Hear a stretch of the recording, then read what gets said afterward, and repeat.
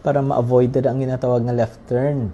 Kaya nakita namon isa na siya sa nagapaklag na sa aton nga traffic sa Lupasayna, which is a major thoroughfare sa nada siya mong gaagi ang iba naton mga common carriers.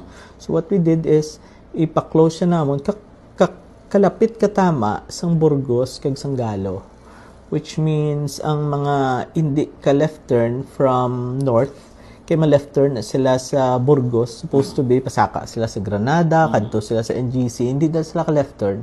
Kaya under our city ordinance 338, no left turn na sa Bangga Patio. So obrahon na nila, ma-left turn sila dito na sa Mega World. Sobra siya kalapit, nga apektado ang aton nga Bangga Patio. So ang tendency is kami mabutang kami tawo sa Bangga Patio kag dira gid sa Galo intersection. So mabugat na da siya nayon. So, to avoid nga may left turn tada sa may Mega World, kin-close siya namon para if you're coming from the north, maliko ka dibe sa Mega World, malibot ka diyan, ma-right ka sa Galo, right ka sa BBB, and use our Burgos para magsaka diri sa Granada. Pa Mega World. Pa Mega World. Kaya ang aton Burgos is the main thoroughfare mong kag ang aton Lupasayna. Hindi na sayang Mega World, it's a private road actually. Iti ginagamit na sa mga private vehicles para mag-shortcut kag mag-left turn. And if you're coming naman from Mega World, ma-left turn ka going to Libertad, magwa ka da sa exit, amo man na siya nagaklag, nagakaipit. But we have a solution there, kay kung mag-left turn ka man lang, maka-U-turn ka dito sa may tapos ng patio.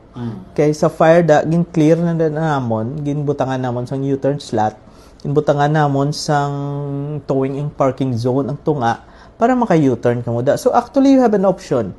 Pwede ka dito kaliko sa may sa may likod sang West Negros, or kung gusto mo ma-U-turn ka da, pwede ka Burgos, pwede ka diretso naman dayon. So at least flowing ang aton Lupasayna kay medyo naga-stop tada sa dira nga area mo. And to make sure naman nga flowing kita da, amo nang amon nga nakita. And I know medyo ang mga tao na makibot maguhan gid kay this is something new. Pero ang assurance namon i-observe gid namon.